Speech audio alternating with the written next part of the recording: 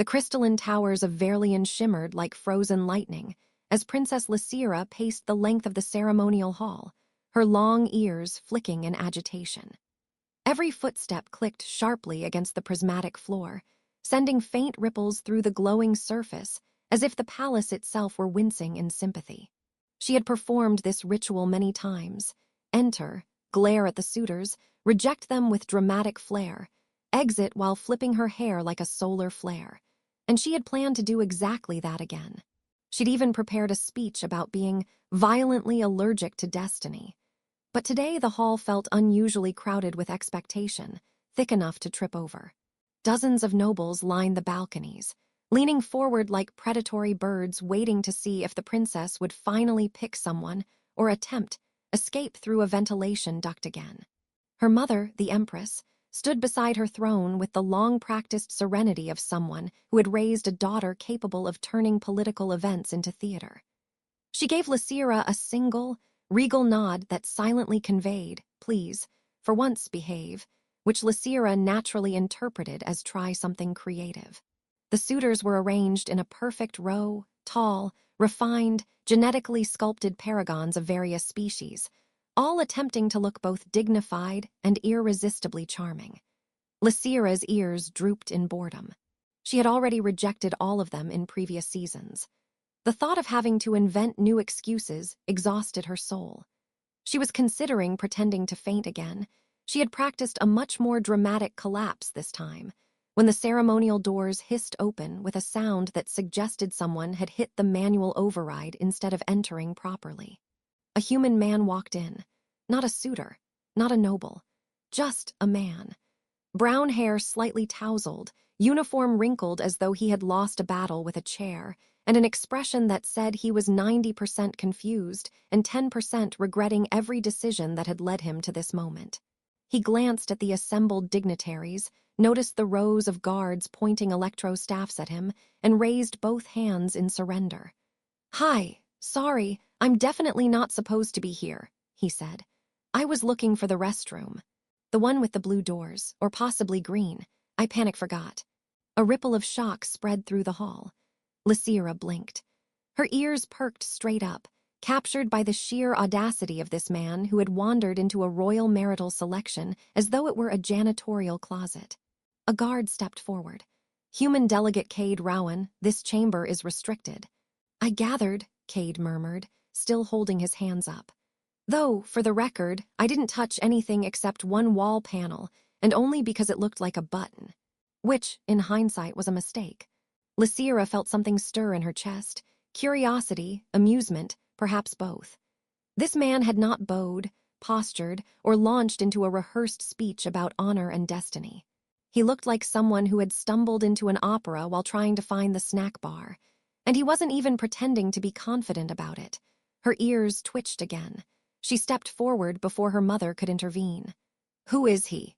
she asked, though it didn't matter. She already knew he was more interesting than every suitor combined. "A human diplomat," the Empress replied cautiously. "Not here for the ceremony." Cade winced. "Definitely not. I promise I am profoundly unqualified for whatever is happening." Lysira studied him, his awkward posture, his honest discomfort, his lack of any attempt to impress her. He didn't care about her title, her power, or her status. In fact, he seemed to wish deeply that she would ignore him. Her ears lowered slowly, thoughtfully. Then she pointed at him. "I choose him." The hall gasped so loudly that even the crystal pillars seemed to vibrate in shock. Ministers choked. One suitor fainted. Another immediately began calculating the political fallout with frantic blinking. Cade looked behind him as though she must have been pointing at someone else, then pointed at himself in disbelief. "Me. Oh, no, no, no. There must be a mix-up. I'm Cade. I fix treaties, not marry royalty. I have a guidebook that says I shouldn't even make eye contact with princesses without authorization." Lysira stepped closer, amused by his panic. "You are honest," she said simply. "You are unpolished. You are not performing. I find that refreshing." "I find this terrifying," he replied. "Even better." Her mother pressed a hand to her forehead. "Lysira, you cannot simply." "I can," Lysira said, still studying the human. "And I will." Cade offered a weak smile, the kind worn by people who suspect they've just become part of an intergalactic diplomatic incident. If it helps, he said, I'm really very bad at court etiquette, historically bad, catastrophic even. Lysira's ears perked delightedly. Yes, I know. And as the hall erupted into chaos, ministers shouting, guards scrambling, nobles whispering scandal, Cade stood frozen, wondering how wandering into the wrong door had just turned his life inside out. Lysira simply watched him, her long ears angled toward him as though he were the first sound she wanted to hear in a very long time.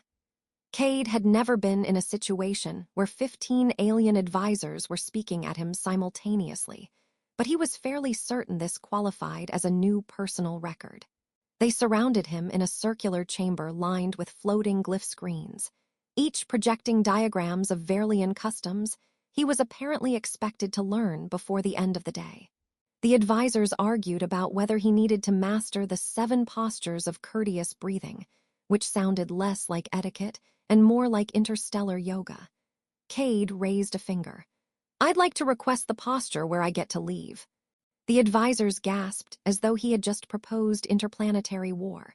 Before they could scold him, the door slid open and Lysira stepped inside with the calm authority of someone who had never lost a single argument in her life.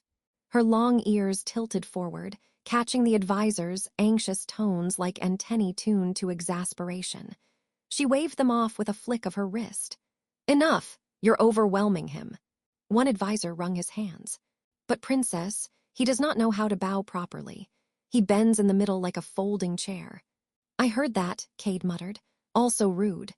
Lysira dismissed them, and the advisors retreated with the mournful air of people whose favorite hobby, panicking, had just been interrupted. As the door sealed shut, Cade released a breath he wasn't aware he'd been holding. Thank you. I was 2 explanations away from faking my own death. Not necessary, Lysira said, though it would have been dramatic. She stepped closer, studying him the way one might study an unusual creature that had wandered into civilization. You are surprisingly calm. Calm, I'm vibrating internally. My soul is screaming. Her ears flicked in amusement. You hide it well. He did not hide it well, actually. His foot tapped, his hands fidgeted, and his expression held the timeless look of a man who had accepted that the universe was absurd. Lysira found it disarming. Most suitors she'd met had arrived rehearsed down to their breathing rhythms, but Cade simply existed, awkward, sincere, and profoundly unimpressed with royal protocol. Your people placed you in the bonding trials, she said lightly. Do humans enjoy tests? We enjoy multiple-choice tests, he said. Trials involving political consequences, death, or heavy exercise, less so. She smiled for the first time that day. Soon after, they were escorted to the trial of harmonized motion, which took place in a gravity chamber designed centuries ago by a monarch who had considered synchronized floating a noble art. The chamber hummed as the gravity fields weakened, lifting Cade helplessly into a slow tumble. Is this normal? He yelled, spinning gently like a confused laundry bag. Lysira drifted gracefully beside him, barely touching the air, her long ears trailing like banners. Yes, the objective is to match my pace. My pace is uncontrolled panic, he said as he flailed. Then I will slow down. She reached out, stopping his spin with a gentle touch. His momentum fought back, sending him drifting backward until he grabbed a rail with the desperate elegance of a man trying not to crash into royalty. Lysira steadied him again. Relax. The chamber reacts to intention. Do not resist it. That's easy for someone who isn't experiencing gravitational betrayal. She snorted softly, the Verlian equivalent of a laugh, then drifted close enough for him to follow her movement. Slowly, awkwardly, he mirrored her posture. As he did, their bodies aligned in the chamber's light, triggering a soft ripple of color, proof of synchronization. Lysira's ears lit faintly, impressed. You're adapting quickly. Survival instinct, he said. I adapt to prevent humiliation. You are humorous. Her head tilted. Most suitors try to impress me with elaborate stories of their heroism. I have no heroism, he said. I once got stuck in a revolving door for 2 full rotations. Lysira blinked. That sounds dangerous. It was deeply embarrassing. She drifted closer, unable to hide her curiosity. Why did you not attempt to court me intentionally? Most beings in the Alliance would consider it an honor. Because I didn't know this ceremony was happening, he said. And because I panic when royalty is within 3 meters. And because I was absolutely, definitely looking for the restroom. The chamber's light intensified briefly, a sign of emotional resonance. Lysira felt something warm rising in her chest. When I saw you, you felt different, unpredictable. Refreshing. I felt terrified, he replied. Also refreshing. After the gravity trial, they were guided to the holographic ancestral maze, a tradition requiring couples to navigate shifting corridors representing challenges of unity. The entrance flickered open, revealing glowing pathways that rearranged themselves like living crystal. Cade eyed the labyrinth warily. Does the maze ever eat people? Only those who run, Lysira said cheerfully. So walk. Inside, Cade kept close behind her, trying not to trip over his own feet as the floor panels reassembled under them. Lysira moved confidently, ears sweeping forward to detect shifting patterns. When a wall spun unexpectedly, Cade yelped and stumbled straight into her. She caught him with surprising strength. You are safe, she said. I'm reconsidering that. They continued, and Cade inadvertently triggered several comedic illusions. A singing statue that insulted their posture, a holographic ancestor who demanded they confess embarrassing secrets, and a floating orb that followed Cade around repeating anxious human detected. Lysira laughed each time, her ears trembling from the effort to contain her amusement. By the time they reached the maze's heart, something unspoken had formed between them. Lysira noticed how he watched her with a mixture of admiration and disbelief. Cade noticed how her ears softened around him, no longer rigid with defiance. As they stepped out of the maze, the advisors rushed forward to assess their compatibility scores. Lysira ignored them, turning instead to Cade. Tomorrow is the final trial, she said. Cade sighed. Please tell me it doesn't involve fire. No, only political rivals who wish to sabotage us. That's so much worse. Lysira's smile grew. Do not worry, stay close to me. For safety. For entertainment. And before he could respond, her ears flicked once, playful, intrigued, leaving him wondering just what he had wandered into, and why, despite everything, he wasn't running away. The morning of the final trial began with Cade oversleeping, which, according to the Verlian advisors, was a grave omen for relationship compatibility. According to Cade, it was the inevitable result of being emotionally exhausted by several hours of levitating upside down the day before. He stumbled into the ceremonial transport pod half awake, hair sticking up like he'd fought a mild thunderstorm, and found Lysira already inside, poised and radiant, her long ears alert to his presence. You look disheveled, she said. I look like a man who is rethinking every diplomatic assignment he has ever accepted, he replied, collapsing into the seat. But thank you for noticing. Her ears lowered affectionately. Today's trial will be simple. Simple by your standards or mine. Mine. So I should be concerned. Before she could answer, the pod launched, gliding across the capital's sky on shimmering grav rails that looped between towers like silver veins.